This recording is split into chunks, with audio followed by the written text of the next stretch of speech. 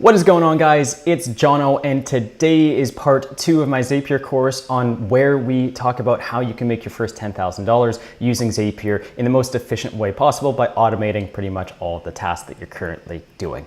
So today we're going to be talking about the dashboard in Zapier. For those of you guys who are already kind of familiar with Zapier, you can go ahead and skip over this module. Essentially what that looks like is, in front of me I have Zapier's homepage, but we have the dashboard here, and we're going to be going through every single thing that you need to know about the dashboard. And in doing so, by the end of this course, we're actually going to build out this spreadsheet. It's a little bonus that I wanted to throw in, where you can use artificial intelligence in Zapier to automatically generate first draft blog posts, and you could, I guess, elaborate on this to create polished blog posts in literally a click of a button, and you can do this over and over and over again with tens or hundreds or thousands of blog posts. So that is what we're going to be building through this exercise, so that you have like a practical real world example of something that you can build. But we're also going to teach you the dashboard, which is a bit inevitable to understand how it works before you can start building things out on Zapier.com. Okay, sweet. So this is Zapier's website for those of you who haven't seen it already. But before we get into the dashboard, I just want to go over the pricing just so you guys know exactly what to expect as you kind of start your journey in Zapier.com. So let's navigate over there. There's 4 different things that you can purchase here. Zaps, which is essentially the core product of Zapier.com. This is, this is what most people use it for. And then there's add-ons as well. And those add-ons are tables, interfaces, and chatbots. Now with tables, it's essentially I don't want to say it's a one-to-one substitute, but think about Google Sheets. It's pretty much the exact same as Google Sheets, except you got to pay for it. With interfaces, it's like forms that you'd use on your website. So that's a substitute, but you would also have to pay for interfaces, and then chatbots is pretty cool, and we'll dive into that as well. But it's an add-on, it's nice to have, but it's not a prerequisite for using Zapier.com. So let's dive into the pricing here. So for what you're actually going to need in Zaps, you're probably going to need this professional plan. You can start out for free. I'd probably recommend just the free trial for the professional plan, because the reality is that really quickly in this tutorial and just in general using Zapier.com, you're going to need what the professional plan offers, specifically these premium apps. There's a lot of applications that they kind of paywall so that you can't use it unless you pay, and these applications are probably the best applications to use, so you're going to want this. Multi-step Zaps is like conditional logic. So let's say clients can go down path A if a certain condition is met, and path B if other condition is met. So that's what multi-step Zaps are. And then webhooks. So webhooks essentially are like the bread and butter of Zapier.com. You're going to be using this all the freaking time. What that means is, if we kind of go back to the homepage here, just as a nice illustration, we have all these apps, right? We have MailChimp, we have Eventbrite, Facebook, Slack, we have Airtable, we have Asana, all of these applications. But those have native integrations into Zapier, so you can connect it in, no problem. But what about the tens of thousands of applications that simply don't have a native integration into Zapier.com? Well, using webhooks, we can directly integrate those in to Zapier.com in a two-way fashion, where we send information to them, but we also receive information from them, right? So that's why I'd highly recommend the professional plan. And in terms of tables, you can also get this. You can start at 30 bucks Canadian every single month. But in this particular series, we're going to be using Google Sheets. So I will show you guys how to use tables. I will give you a live example, but ultimately speaking, we will be using Google Sheets. I think it's for a couple reasons. Number one, I think it's just more flexible. Number two, I think it's more powerful. Trying to recreate the wheel and recreate Google Sheets from Zapier's perspective. At the end of the day, I just think that there's a lot of things that are missing, like functions, for example. You can't do complicated math equations, all of that kind of stuff inline.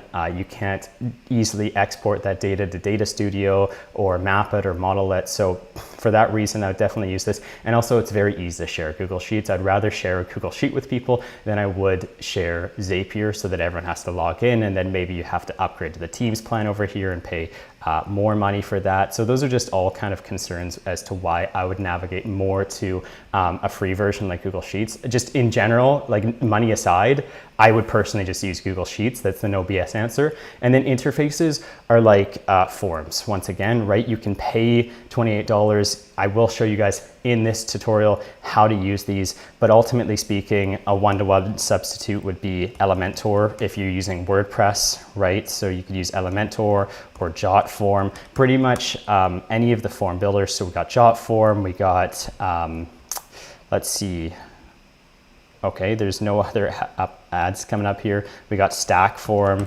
Paperform, all of these FormStack, all of these form builders you can use, and you can integrate them directly into Zapier.com. In the year 2024, there's almost no form builders that you can't integrate into Zapier.com. That's like a basic requirement of any form builder. So you should be pretty much good to go. And that's what you can think of interfaces as. It's like forms, or they're like pipelines, similar to Pipedrive here. So I'll kind of show you what Pipedrive looks like, where you can drag things across, or Trello, think of Trello. So you can have automations around that. Now the thing is once again, you can opt in for the interfaces here for $28 a month, but you can also build this in other applications too. And you don't need this. This is just a nice add-on. You can do it all for free as well. Okay, so that's the pricing. And then of course the chatbot, which you can do, and we'll cover later in this course too. We're gonna wrap up everything, but let's go ahead and let's sign up for an account here. So I'm just gonna go ahead and close all these tabs down, and let's sign up for Zapier together. Okay, perfect. Now I'm gonna add in a password here. Okay, perfect. I need to add in like 17 different characters from, alphabets that don't even exist, just to be able to authenticate my password, because the security has to be so tight on Zapier. And then I have to confirm I'm not a robot. Hopefully you guys don't think I'm a robot. I promise you I'm not. But unfortunately, Zapier, I will end up messing up your analytics here and just clicking on the first options possible.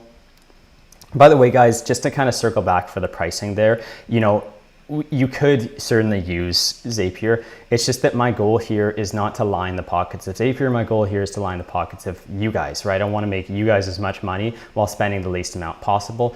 And for me to do that, I don't want to recommend you products or services that you don't need, right? I just want to recommend the things that are absolutely essential for you really to get started and have the highest level of success that you possibly can have. So we're inside Zapier, and let's start with the homepage. Let's see what date it is. It's July 11th, 2024. This is total fluff. I wouldn't use anything here. I have never used anything here. Let's just walk through this quickly. You can start with templates. You have all these two-step templates. A two-step template is like the most basic thing you could possibly ever build in Zapier. Once you have like an ounce of experience in this platform, you're never gonna use this. I would never start it. I've been using Zapier for 5 years, and I have never used this once in my life. And then below that, we have, and we also have, this cool little AI thing where it almost just showcases their ability to, build automation with AI.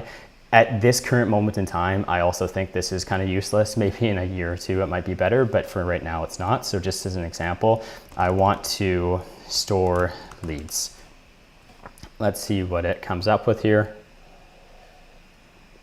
Okay, sweet. So it says store Facebook leads in Google Sheets. But what happens if I wanted to store leads from my website? Well, this wouldn't be very applicable, right? So it's kind of just giving you some random option here that may or may not work, right? So for that reason, I wouldn't use that. Now let's go over to Zaps here.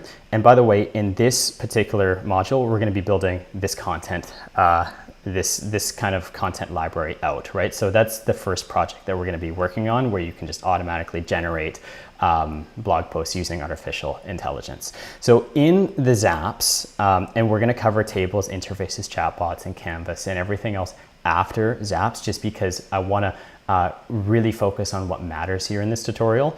In the Zaps, you can create multiple folders. So when I create folders, what I like to do is revolve those folders around specific life cycle stages in the customer's interactions. So what the hell does that mean? Well, there's a couple different life cycle stages that customers will have to go through with my business. It will probably be different for yours, but everyone starts with as a lead, right? And then I have to jump on a sales call with that lead, right? And then afterwards, I probably am gonna have to book a follow-up appointment, and then I have to send out a contract, and then onboarding, and so on and so forth. So I will create a stage here so that I can put all the automations related to that stage in here. You can sort out your folders however you want. That's just specifically how I like to do things. So we're gonna go ahead and we're going to create a new Zap.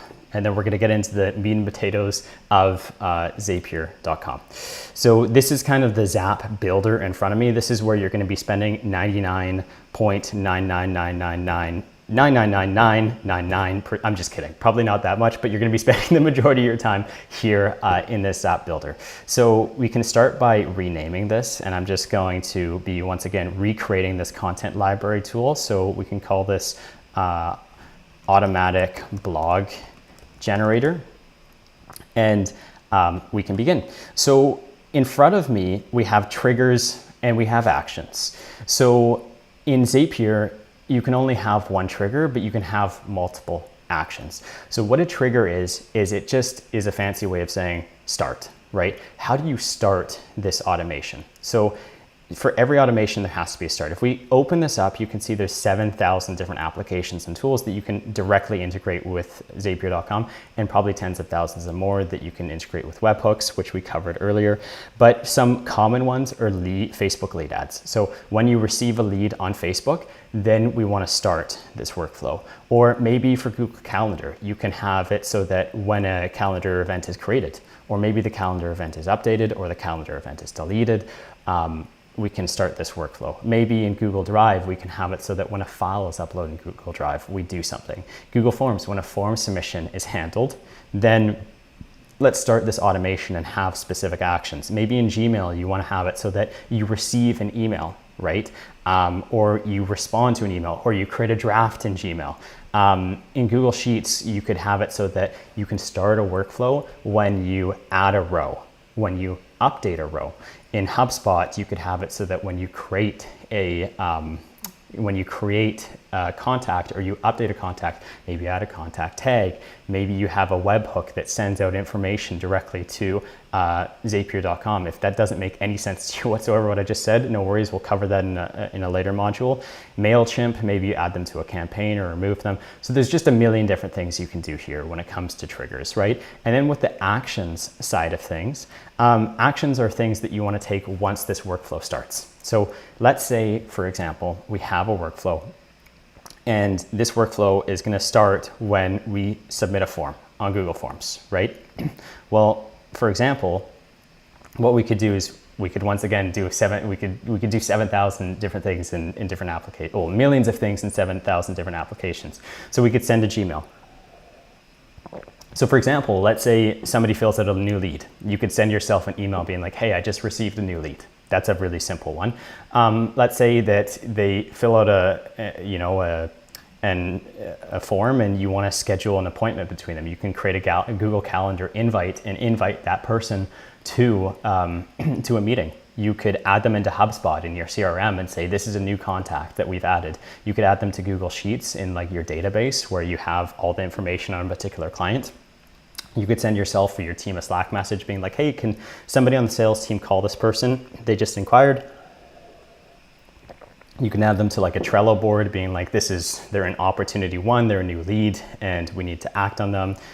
There's just a million things that you can do, right? But those are kind of some examples of things that you can do. So I'm going to go ahead and we're not going to use Google Forms here, but that's kind of just like a brief overview of what you can specifically do here. Now on the side, before we actually build something, I just want to walk you guys through all of these kind of things so that you understand how to use them. Most of the stuff, I'm not going to lie, is going to be fluff and you're probably never going to use it, but you have linked assets here. So remember how we were talking about how you could upgrade your plan to interfaces, which is forms essentially, and you can also have tables, which is Google Sheets. So if you were to use those assets, and you connected automation to a particular table. So say this Google form submitted information like first name, last name, email, and phone number of new leads. Maybe you want to save that in a table, right? And if you're using Zapier to save that, then you can just see the tables that are linked into this automation. Now for this tutorial, we're going to be using mostly Google Sheets to do this because I think it's cheaper, faster, and easier, but you can also do that here as well. And then this other icon here is just interfaces. So if this form, for example, you were using the Zapier form, it would be linked here as well to be like, hey, this is the form you're using in Zapier to start this automation.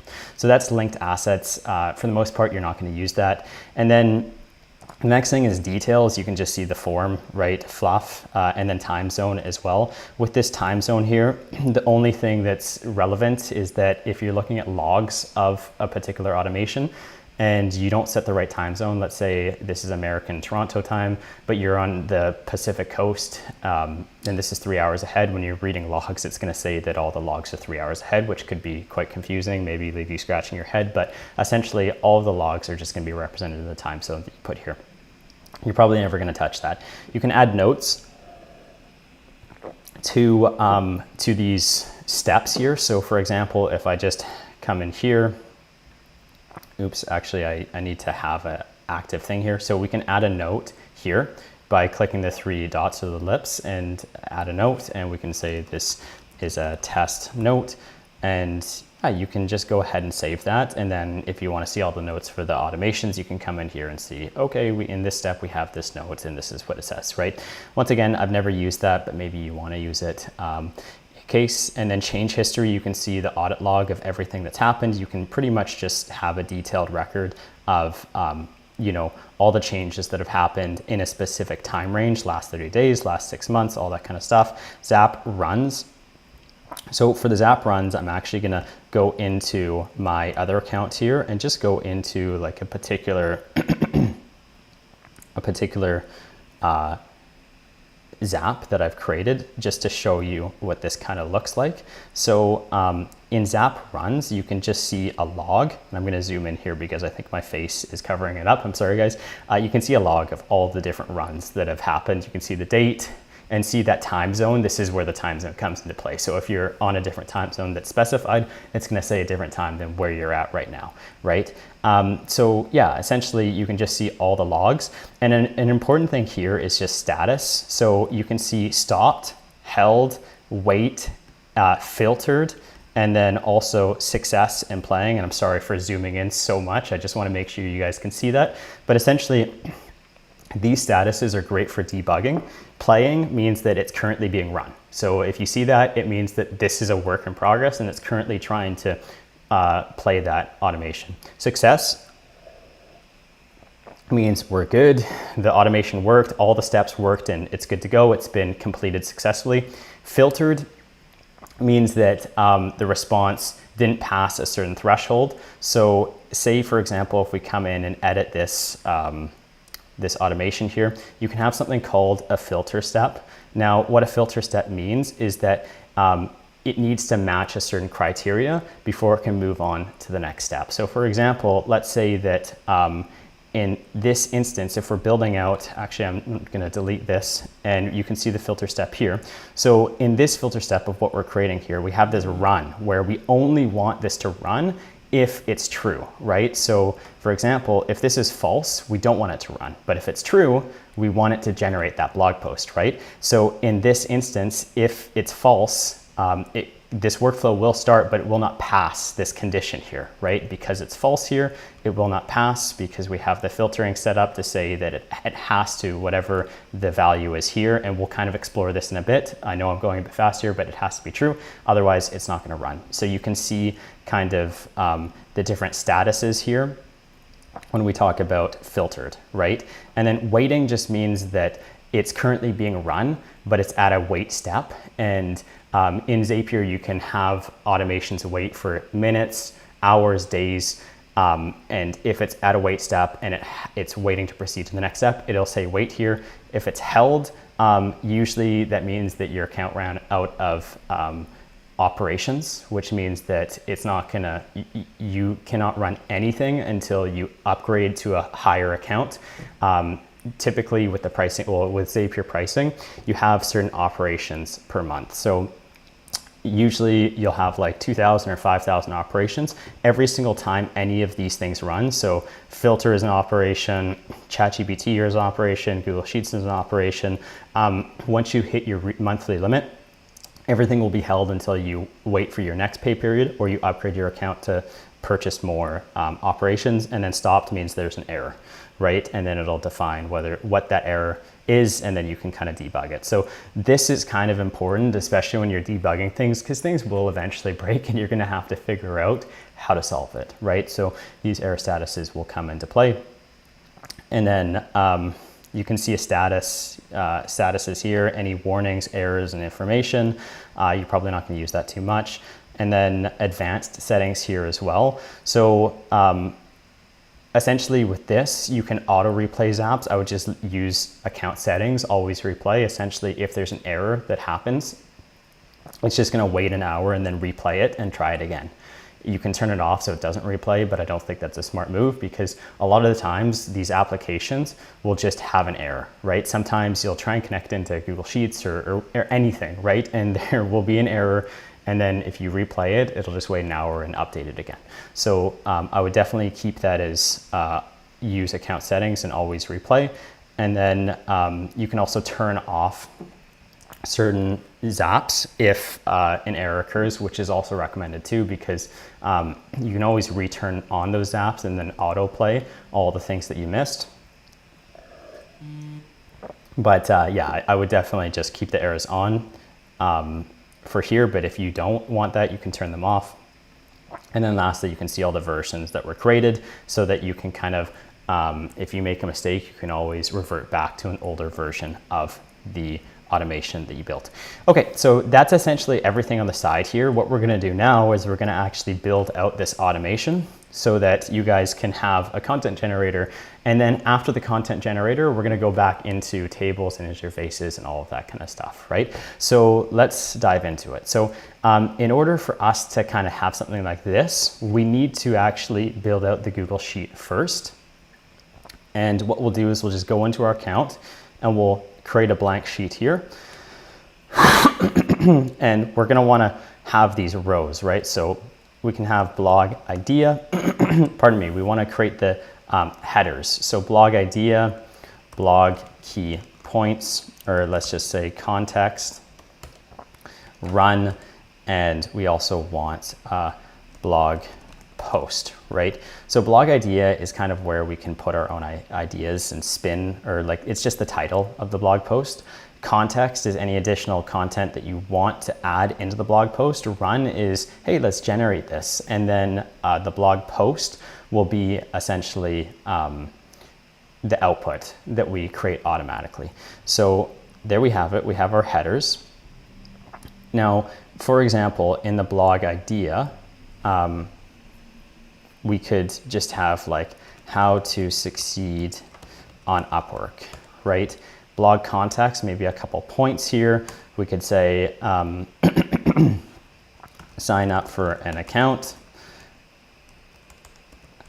And this will be point number 1. Point number 2 will be get reviews as fast as possible. Step number 3 will be maintain a 100% job success score, something like that, right? Just very basic. And then in this run, we can go ahead and insert a checkbox here. And then when we click this, right, changing the value, you can see it here to true, right? So it starts off as false. Once we turn it to true, then we want to generate a blog post here using artificial intelligence. And that's exactly what we're gonna go ahead and do. So let's go back to our automation here that we're building out, the automatic blog generator. The first thing we need to do is we need to make sure that the trigger is set up. So when this changes from false to true, it generates the blog post. So we can change the trigger from Google Forms into Google Sheets here. Right, so this is our trigger, Google Sheets, and we need to choose an event. There's lots of different things that you can, lots of different trigger events you can have. with Google Sheets, but essentially what we want is we want to have a new or updated spreadsheet row, right? And this happens instantly. So anytime we update one of these spreadsheet rows or we create a new one, it's going to trigger this automation. But we just need to filter it down a bit more. So before we filter it, we just need to actually integrate into this spreadsheet. So we need to connect them in together. So I'm going to go ahead and log in. Oops. And I'm just giving, in this step, access to Zapier so that it can connect in to my Google Sheets, my Google Drive, give it access to update things automatically, which you'll want to click allow to, and then go into the next step here. Awesome. So we need to find this specific spreadsheet, which is going to be called blog idea generator. Okay. So how we can do that is just by searching here. We can type in blog idea generator. So it's not loading it in. Let's try it one more time. Okay, so that's not working. We just need to make sure that we're always on the right account, which in this case, I'm not on the right account. So I'm just gonna go ahead and really quickly do that. So we'll just switch over to the right account here.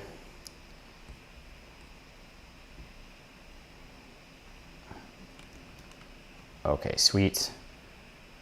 Recreate the sheet really quickly.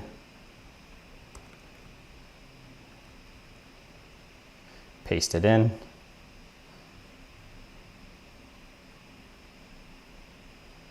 Okay, sweet. Unfortunately, the formatting kind of got messed up there a bit, but no worries. We'll just quickly recreate this. Okay, awesome. And we'll copy the same title here. Okay, we'll go back to Zapier now, and we're going to refresh the results. And now we can see that it's found. And then the worksheet that we have to choose, we only have one worksheet here, so we'll go ahead and choose that. Now, I'm actually blocking it, but if I just add a bunch of worksheets in here, you can see like worksheet 5, worksheet 4, worksheet 3. So that's kind of what we're choosing here, and we just had a default of 1. And kind of coming back to what I said there, where we have to filter down a bit, we want to make sure that you know, it's not, this automation isn't triggering if we type in a blog idea. We don't want that. We also don't want it to trigger if we type in the blog context. We only want it to trigger if we check off this run, right? And if this run is true. So it has to be column C, and it also has to be true. So how we do that is we make sure that the trigger column down here is set to run, right? So trigger on changes to cells in this column only, right? So if we update column B, column A, nothing's going to happen. We can go ahead and test this trigger, and it's going to pull in a live example here.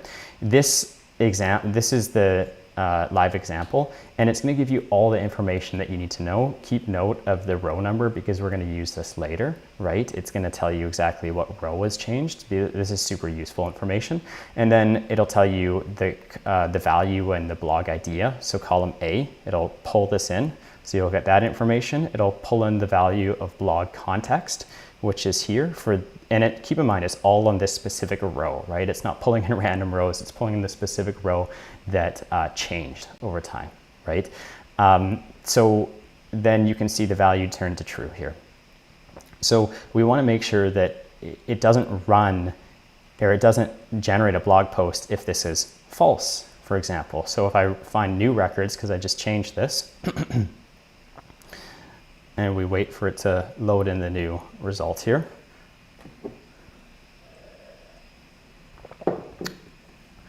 Okay, this is taking a bit longer than I was expecting.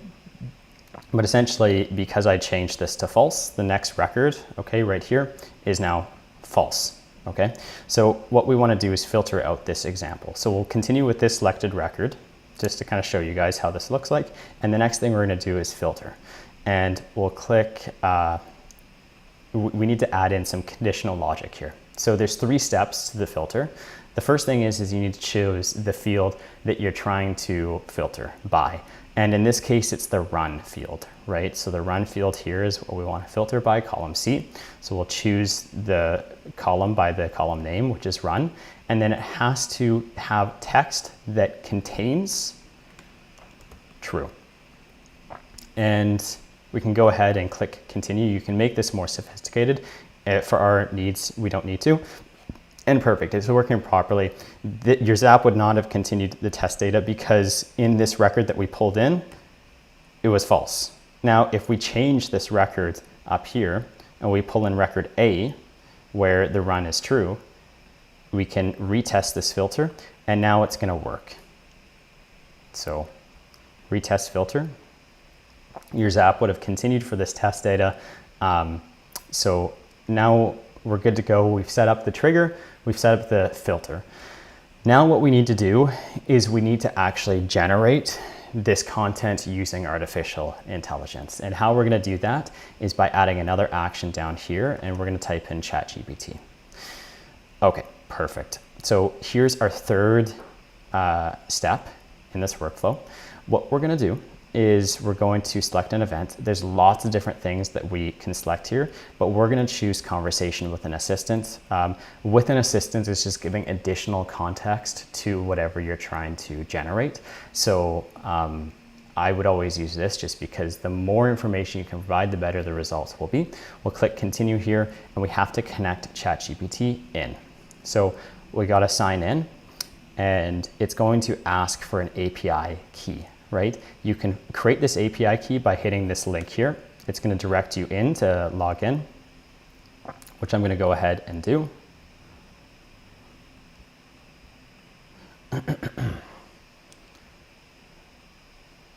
And then we can create a new test key here. And I would just, call this test, for example, create a secret key. And this is the key that we can enter in here. I'm just gonna pause this video so that I can recreate another key. Okay, so I did go ahead and I accepted that API key, and now we're good to go.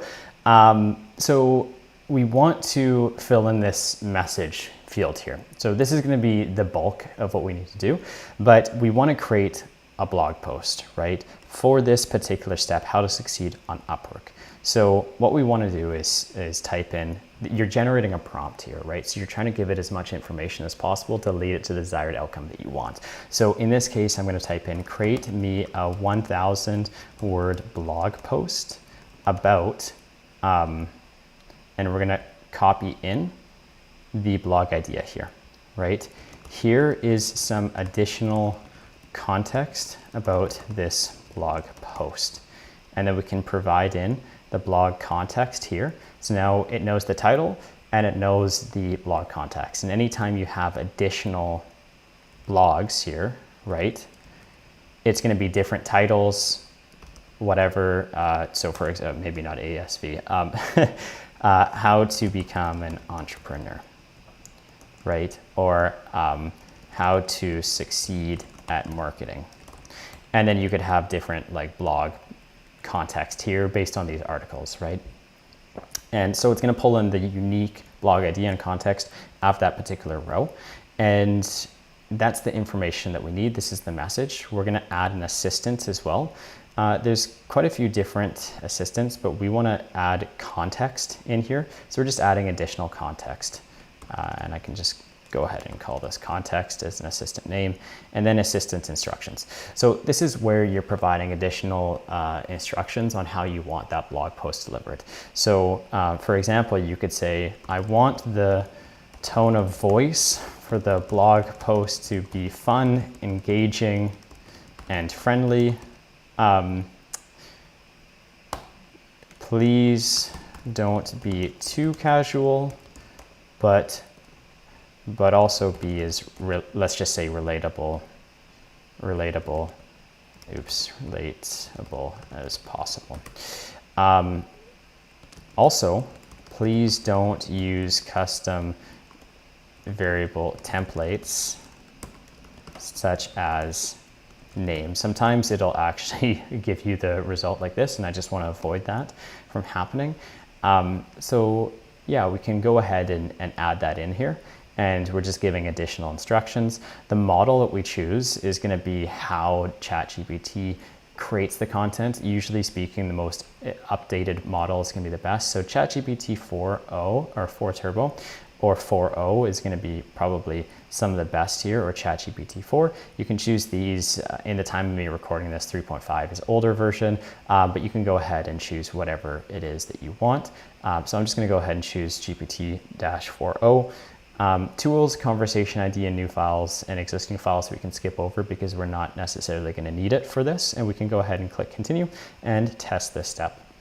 All right, so if you guys are having trouble receiving a response here, it is going to be because you need to go into your OpenAI account and make sure you have a balance. If you don't have a balance or budget in here, it's not going to work. So you need to add like $5 or $2 or whatever it is just to do this. And then it looks like back in Zapier, we do have a response, and you can see all the information that we have received. So let's go ahead and just take a look. Awesome. So all this information is great, but realistically, the thing that we want is this blog post here, right? So we want the full response, and there you have it. There's multiple different versions of the full response, response parts, but we just want the full response here. Let me see. Okay, perfect. We want this, okay? So what we need to do is we need to add one last step here. And we want to update this blog post with the result, right? So we're gonna go back into Google Sheets, and we're gonna choose for the final step of this automation, we're gonna choose update a spreadsheet. So update spreadsheet row, to be exact. We'll click continue here. We have the correct account. We'll click continue one more time, and then we'll go to actions. So actions will be, in actions drive will be my drive or whatever your drive is. And then we'll click on the blog idea generator. Just make sure that whatever the spreadsheet is, it is the correct one that you've created up top here. And the spreadsheet will be, in this case, spreadsheet 1. We have multiple different spreadsheets, as you can kind of see here, but we're just choosing spreadsheet 1. And then this is the most important step here, is the row. We need to make sure we deliver the correct row. So in this case, we don't want to update how to become an entrepreneur with the blog post, how to succeed on Upwork.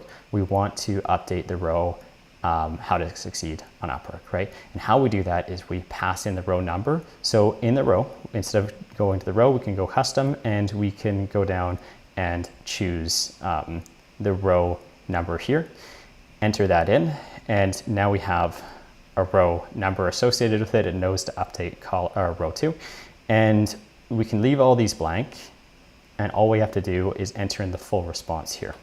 So I'm gonna search for full response, paste that in here. Once again, full response is coming from the conversion with assistant in ChatGPT. We'll click continue, and we'll test this run to see how it works. Okay, perfect, it's sent. And now we have our blog post that's been generated. How to succeed on Upwork, a comprehensive guide. This freelance economy is booming, and platforms like Upwork have become treasure troves for skilled professionals looking to turn their expertise into a profitable venture from the comfort of their homes. But success in this competitive environment requires more than just signing up. It demands a strategic approach for standing out and consistently delivering top-notch work. This blog post will guide you through the 3 core steps essential in thriving on Upwork: signing up for an account, getting reviews as fast as possible, and maintaining a 100% job success score. And then, all the rest of the blog. And that's essentially it. I mean, you can go ahead and publish this, and by publishing this, then you can just essentially do this with as many different blog posts as possible. All you got to do is hit the run here, and then it's going to generate more and more blog posts. So that is like the core crux of using Zapier, right? You can essentially really quickly build Zaps that are going to help automate everything. Now, we're not done yet. We're going to go into Zapier tables. We're going to go into Zapier interfaces. We're going to go into the chatbot next, and all the other scenarios or all the other kind of like interfaces or the dashboard, just to kind of give you a walkthrough. But at a basic level, just moving forward with this series, that is what you really need to learn today, is just everything that I showed you now. But if you want to learn additional content on Zapier and really understand every single piece of the dashboard, then please stay with me, because we're going to be covering everything else moving forward right now. Okay, sweet. So the Zap is live. We're going to exit out of this and we're going to go back to the home page. Okay, so now what we're going to do is cover tables, interfaces, and chatbots. Now, tables, just to give you a really good understanding, a table is essentially exactly what we built out here, right? This is literally a table, and Zapier tables are more or less the exact same thing. And then you have interfaces like forms, right? And then we'll get into chatbot afterwards. I'm going to tackle interfaces and tables at the same time. So interfaces are nice and tables are nice because instead of you having to use third-party applications like your website or Jotform or FormStack or Paperform or whatever, you can just use everything through Zapier, right? The downside is that you have to pay extra money to do it, and that cost can add up really quickly with Zapier, and it is quite expensive. And sometimes it doesn't give you the flexibility when you start getting really advanced, right? For me, like I personally like certain features in Google Sheets that you wouldn't be able to do in Zapier tables. So for example, right, in Google Sheets, what I could do here is I could have a formula, right? So let's say I have in column 6, I have 1, and then, or actually let's do like 5 and then 500, and I could programmatically from Zapier say equals this times that. Without even entering Google Sheets, I could do this from Zapier, which is super cool using Google Sheets. And you can do this in tables. It's just going to be a lot more time consuming, and it's going to consume a lot more operations to do that. So kind of things like that are somewhat easier in Sheets, right? Now, kind of circling back here to interfaces, we're going to start here. So they give you a lot of different templates, which is really, really cool. All of these templates you can build out in other applications in one way or another, but if you do want to use Zapier, you can go ahead and certainly do that. So in one instance, what we're going to do is we're going to do product feedback, and we're going to select this. So let's say you want to capture product feedback. Okay, you can load in this template, and I'm just going to skip out of this. And we have 3 things associated with this template. We have pages, we have tables, and we have zaps. Okay, so if we want to see this form, we can click the link up here, and essentially we have a form. This is what they call interfaces, right? So you'd enter in your email here. You'd give the type of feedback. It would be a question. Here is my comment, okay? And then you could upload a file. And I'm just going to click submit, okay? And that is the interface here. With this interface, you can embed this onto your form, or sorry, onto your website or wherever else you want. Just keep in mind when you use an iframe or you embed, it typically slows down the page load speed. So if you're doing new leads, like if you're running this on like Google or Facebook ads, I'd probably recommend just having like an actual native form builder so you don't slow down your page load speed and lose sales because of it. But you can embed this anywhere you want to. And then on the tables, we can go into the feedback table here. Because I submitted a response, that response has now been automatically generated in the table. So we can see the email, the type of feedback, the comment. If there's an uploaded file, it would be here. If there's an email subject, it would be here. If there's an email body, it would be you'd essentially, in this instance, you'd probably put in manually your own email subject and email body, and then you'd hit send email, and that would start a workflow where you send an email to somebody. This is very similar, by the way, to what we created here with the checkbox, where you check the box off, and once the box is checked, then an action is taken. Same kind of deal with this send email. There's really no difference between the two. So yeah, that's tables in Zapier, there's a couple things you can do here. You can hide fields. So let's say you want to come in and you're not interested in seeing the emails. You can go ahead and hide the emails so you no longer see them. In filters, you can filter by specific data. So for example, maybe in the type of feedback, right? Let's go ahead and add a filter. Maybe you just want a view where in the type of feedback, you only see questions, right? And then you see that. Or maybe you want feedback where it's feature requests, and then that value is gonna disappear here because it's not a feature request, it is a question. So you can add filters in here to view the data in a specific way. And then lastly, what you can do here is you can have multiple views. So views are just different ways to view the data, and it's a combination of hidden fields and filters. So if I wanted to create a special view where I could see data in a specific way, let's say I have, I'm just gonna call this test and create, you can have a different view in here where for this, you have a default view and then you have a test view, and in this test view, you can filter, and then you can also hide fields as well. Right? So that's kind of what you can do here. And we can go ahead and just be like, okay, we're gonna hide this and we're gonna filter this, and so on and so forth. And you have multiple different views depending on how you want to see that data. Okay, awesome. You can download all the records that you have in this if you want to upload that to like Google Sheets or CSV, and then you can create different things associated with this table as well, like views, or you can add a new table, all that kind of stuff. Okay, and then also any linked assets. So the cool thing about this template is that as soon as you built it from the template, it's gonna link it into automatically sending an email on the press button, right? Which brings me to the third point here, which is Zaps, right? So we've talked about the page, we've talked about the table, which stores the data from the form that was submitted, and then we have the Zaps down here that are associated with somebody submitting this form, right? And then we also have another Zap, which I believe, is associated when you click this send email. So there's one Zap for when that form is sent, or when it's submitted, right? So we have one automation here, and then we have one automation when we send the email. Now we can kind of take a look and see what these automations are. So let's just open these up.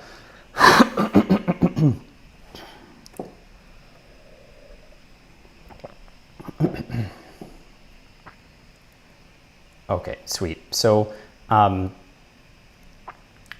here, we have a new Zap that when a form is submitted, so in other words, when this form is submitted, then we send an outbound email.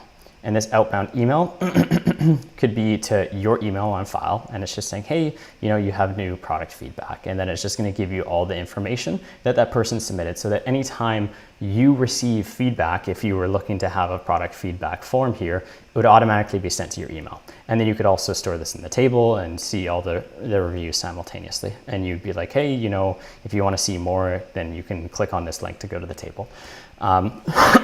So very similarly with this table, you can use the table, you can use Google Sheets, whatever floats your boat and is easier for you, but this will cost you money. And then the next automation here is that when you send this this click button, or when you when you send email on this button here, then you can send out a email to the particular person that submitted that form, right? So it will require their email when they submit it, and you can just either have a subject line that maybe you customize for every single person with a message body. Maybe you want to respond to product feedback differently every single time, or maybe you want to just have a standardized email that you send out every single time. You could come in, edit existing draft, and then you could just say, in your subject line, instead of it being variable where it depends on what's currently being pulled in from email subject line, maybe you just want something generic, and you come in here and you say, thanks for the feedback. And then right now would pull in the body from the email body here, or you could just say, hey, thanks for the feedback.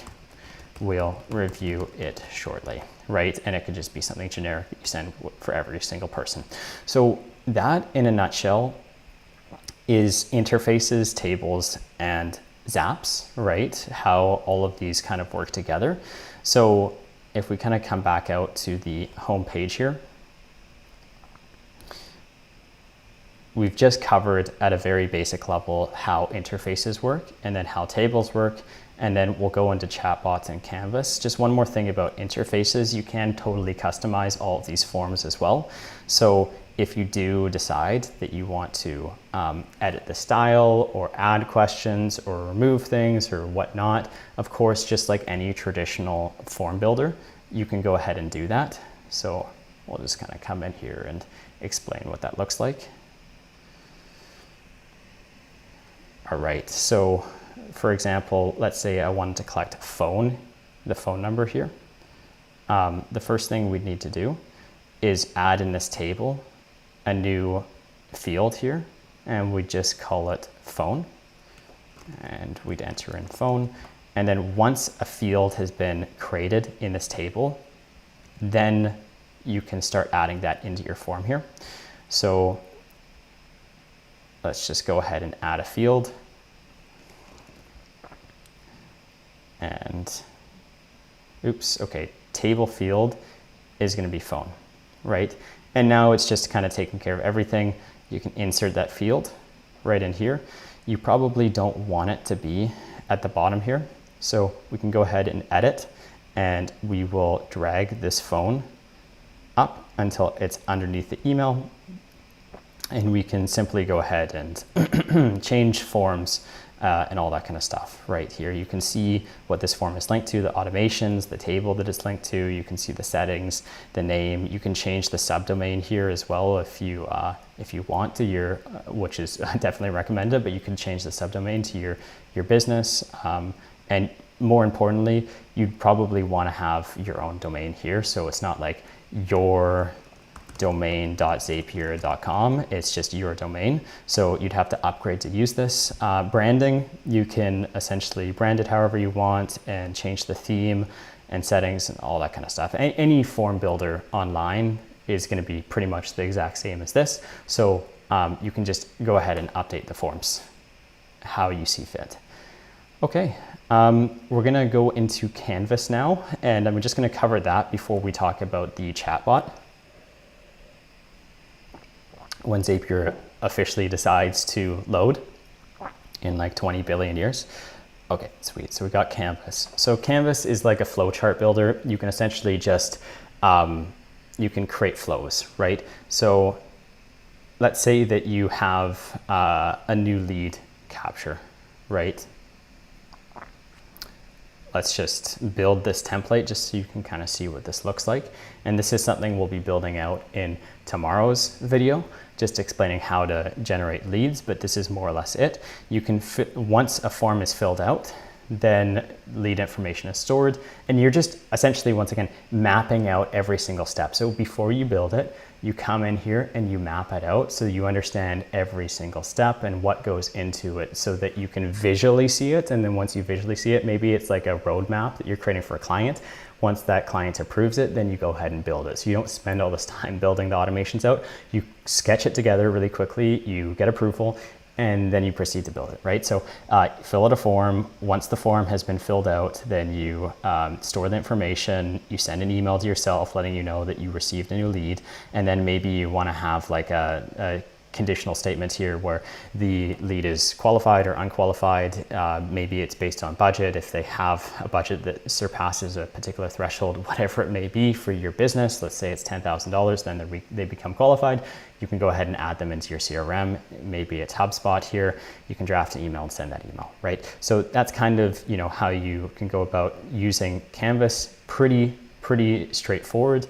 You got cursor here to be able to click on things. And you have you always have to click on the canvas board to open this back up. You have the hand tool to move around. You have connector tools to connect different different stages together, right? Maybe I want to connect those together, and then you can add a comment here. But in my case, I didn't subscribe for this because I don't really use it that much. But you can add comments. Default step, you can add something here, and then oops. And then we're just going to zoom into this default step that I just created here. We can add a step title, send a text message, and you can choose whatever application you want. Maybe it's Twilio, And now you know kind of how you plan on sending that text message out, and you can style it, you know, maybe you want to change this color to green or whatever, so on and so forth. Add some notes. This is a note, and it's going to save so that you know which app you're going to use, the notes that you're going to use. And then once you've gone ahead and done this, you can go ahead and create the Zap associated with it. And you can just, like, you know, for example, just associate that Zap with it. And then once it's built, then, you know, you're kind of piecemealing it together so that over time you're building up further and further until everything's been created. So that's kind of how Canvas works. And then of course, you can split paths, so you can have like conditional statements here. Sweet. And depending on a particular variable, they're going to go down path A or path B. You can add multiple different paths in here. So this could be like, did they reply to the email? Did they reply to the text message? Did they click on a link in the email? Did they have the budget required?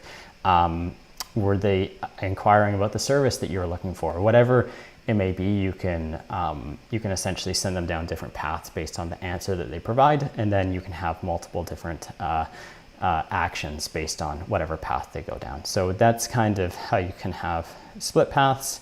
Text, you can just add text above describing something, right? So here's where we send a text message. Pretty straightforward stuff. Group, maybe you want to group certain things together. So maybe, for example, I want to group this together with the text message, and I just want to title this saying send client communication, just to make it a bit more clear on what exactly we're doing. And then you can add zaps, right? You can add tables, you can add interfaces and chatbots to something. So we can go ahead and add an application or a zap here. And more or less, this is, you know, pretty much mostly the same. You can just add in the app that you want to use. You can create a zap again, add notes, all of that kind of stuff. So that's an option here. And then lastly, let's just kind of wrap up Canvas here. Interfaces, chatbots, you can add these in. Pretty much the exact same as zaps, right? You can just add it to your flow and keep getting more complicated and more complicated. And this just allows you to see from a bird's eye view what you're building and how you want to build it, right? So this is a pretty useful feature, but once again, you can use free software like Whimsical or other software as well. Okay, sweet. So we're gonna cover chatbots now. And we're just gonna wait till this loads up. I apologize for the load speed here, guys. For whatever reason, this is taking ages for every single page to load here. Okay, awesome. So we're gonna create a blank chatbot here. And we're just gonna call this lead generation chat bot. And we'll go ahead and click create. Okay, sweet. So what you can do is you can embed this onto your site, right? You can see the link here to a live URL, but you can direct people to this URL. You can embed this onto your site. You can have a pop-up, whatever it is that you want, you can embed it and use this on your website. Now, there's a couple different things that we want to do here. We want to provide instructions, logic, style, conversation, and advanced, right? So we're going to go through all of these together. So with the instructions, this is the most important one, right? So we're going to open this pop-up, and actually, before we do this, we're just going to I'm just going to show you what this kind of looks like. You could ask, for example, I want to book a call. Sure, I can assist you with that.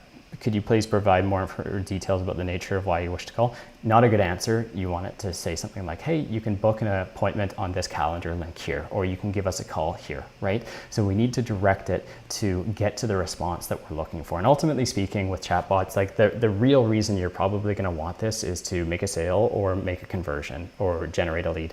And with that lead, there's a couple ways of doing it. You can collect their information. You can ask for them to schedule an appointment on your link. You can provide your email and phone number so they can contact you immediately. Those are pretty much the three most desirable outcomes, at least for me, that I'd want, is to move them along their customer journey with your business. So how we do that is all through the directives here. So we're going to open up this prompt and we're going to say you're an exceptional. You'll see there's some templates here. We just need to fill these in. So you're an exceptional, let's just go ahead with what Zapier said here. Customer service representative, you possess in-depth knowledge and skills in automation and Zapier. Okay, automation, no and low code automation and Zapier. Objective, your main objective is to, let's just say, book calls with new leads. These questions will be about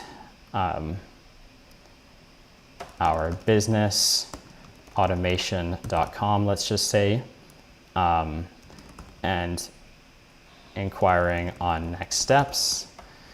To achieve this, you must adhere to the following steps. We can just go ahead and delete this, and we'll just say you must adhere to achieve this. Here are some things to keep in mind, and we just want to provide direction, kind of like when we were providing context here in ChatGPT. We want to provide context here as well. So instead of actually doing this, to achieve this, here are some questions and answers. So we can do QA and then # QA #. This doesn't really matter. You can do whatever you want, but essentially what I'm trying to do is give structure here to the chatbot so it understands, okay, question, then answer, then break, then question, then answer, then break, and then next question, answer, break. So for example, how can I schedule a call? The answer would be, you can schedule a call on my appointment calendar here. And this could be like meet.google.com/John or whatever. This is just a random link. And then next question is how can I get in contact with you by phone or email? And it's important to put the keywords phone and email here. You can give us a call at I'm just gonna style this properly, 604-000-0000, or email us at info@automation.com, for example. And those are the most important ones that I'd probably want here. We can add more as we go. Let me just think about this. How can I schedule a call? We have an appointment. And then how can I get in contact with you guys? We have the phone number and we have the email. So that's pretty much exactly what we want to do. And then audience, you will interact with non-technical clients. And you can choose whatever you want. These users are primarily interested in automation. Your style of communication should be, I'm just going to go with what they said here, professional yet engaging. Always instruct your responses and I'll once again just choose what they've done here. These are already well thought out examples. If a user asks a question beyond the scope of automation, then we probably don't want to answer it, right? The answers can get quite inappropriate if you don't have this in here. Do not address these inquiries directly, instead guide them back to the topic. Make sure not to use any custom templates such as name. Okay, perfect. So we can click done here and choose state and save this. By the way, the greeting, I'm just going to leave a static and how can we help you today, which is this message here. And then we can say, I want to book a call. And then it should provide us with the meeting link. So if we click the schedule a call link here, you can see that it provides this link here. We just have to get the right link and then enter that in, and then it would be good to go. What is your phone number so I can call you right now? And then it can give the information like your phone number and then also your email address, and you're essentially just direct them down a funnel to get them in contact with you, right? So that's kind of how you can deal with the instructions. With the logic here, there's 4 different things here. We'll start with suggestions. Suggestions are pretty powerful. Can I schedule a call? What does your company do? We'll just start with those. And at the bottom here, now it's going to say, can I schedule a call, or what's your company do? These are the questions you have as suggestions of essentially the paths you want people to take. You want people to ask for your phone number. You want people to ask to schedule a call, and it's going to give your response back here. And then collect leads. This is the best one, but you have to upgrade to use this. Essentially, you just would request, it's going to gather the lead generation info for you, right? So this is the most useful by far. And then we have run a Zap here. These two I'm actually kind of disappointed with. I wouldn't use these personally, just because the thing is when you're dealing with automation, you want to make sure that that automation is tied to a particular customer, but in this particular chatbot, you can't tie it to a particular customer. So it'd just be a generic automation that doesn't have anything related to that customer. So there's no ID that you could work off of. There's no email or phone or whatnot. So unless they provide it for you, which is not a reliable, you can't rely on the customer typing in their phone number or their email here. So the only way that you'd want to use this is if you collect the lead information first and you have their first name, last name, email, and phone number, and then you can do these things. So running a Zap afterwards, you could essentially have a condition that after the end of the conversation, we go ahead and we create a Zap. When we create a Zap, we send off a specific automation to the person, right? The only thing that I'd probably use here is like some form of analytics. I'd push it into Google Sheets and I'd track, how many people, made it that stage in the automation. So we can go ahead and add another logic that's kind of run Zap, and that will happen 5 minutes after the conversation has ended. And then Zap button, this is pretty useless. I don't know what I'd use this for, but I'll just go ahead and show you guys what this looks like. Maybe you have a better understanding of what you'd want to do than I do with the Zap button. But essentially, when they click a button, so let's just say, can I schedule a call?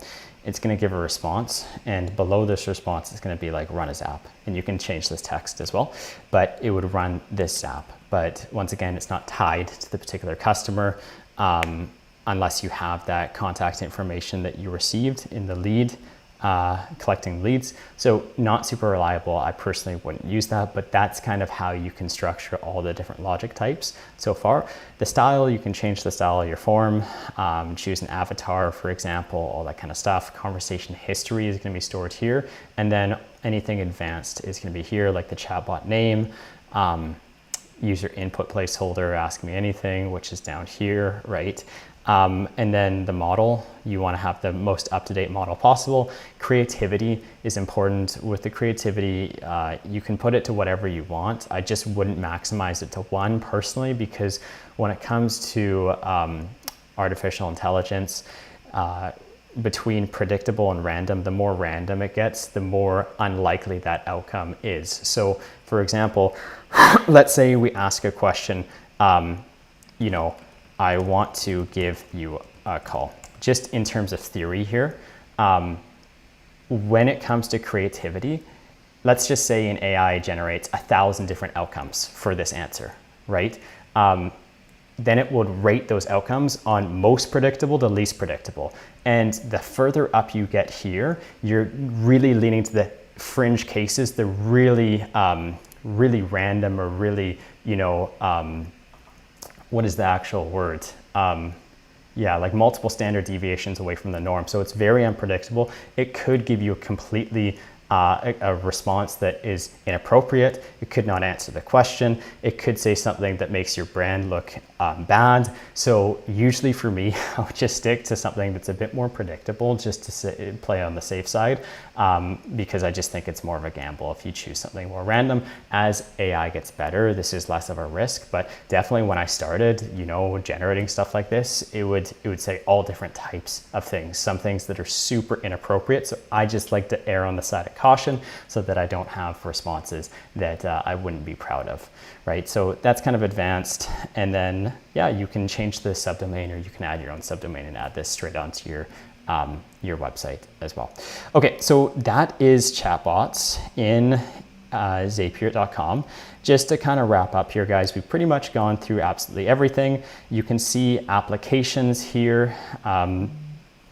In applications, you can see all of the applications you've connected into your account so far. In my case, I've only used ChatGPT and Google Sheets.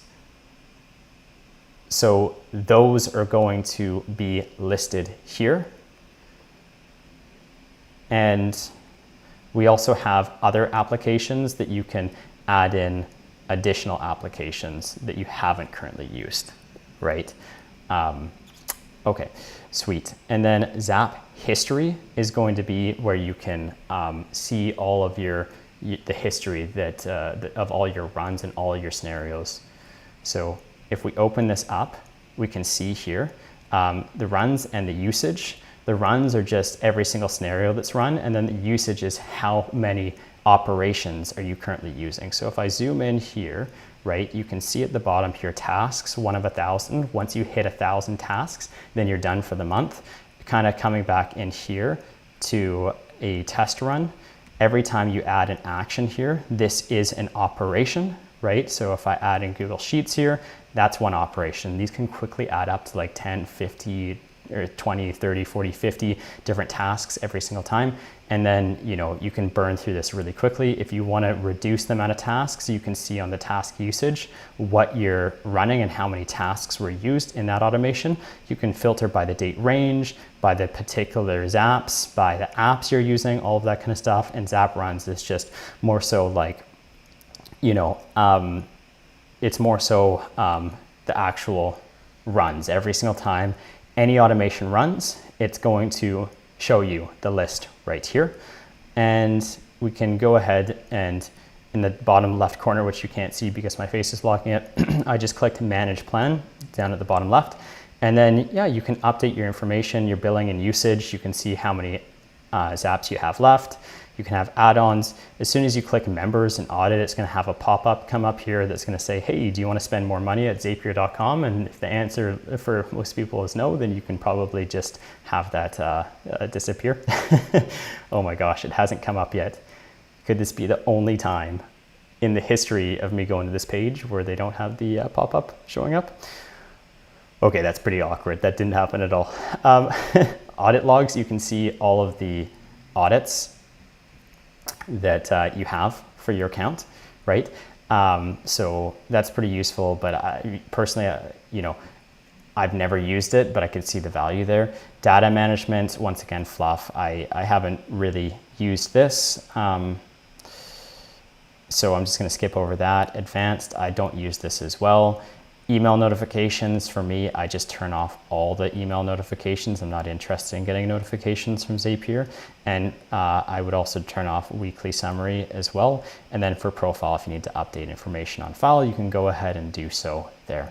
Okay, so that essentially is in a nutshell, everything that you need to know about Zapier.com. So thank you guys so much for watching this video where we kind of go through everything that you need to know about Zapier, the dashboard. Tomorrow, what we're going to be doing is covering essentially how you can generate leads automatically, or how you can automate the process of lead generation automatically in Zapier. And then we're going to be going into other modules after that as well. If you guys like this content, please hit the subscribe button down below. Please hit the thumbs up button. If you have ideas on things that you want me to talk about, then please leave it in the comments down below. If you want to reach out and get in contact about some projects that you're working on or need some help with consultation, you can always reach me out on Instagram or my email in my bio. Thank you guys so much, and I'll see you guys tomorrow. Bye-bye.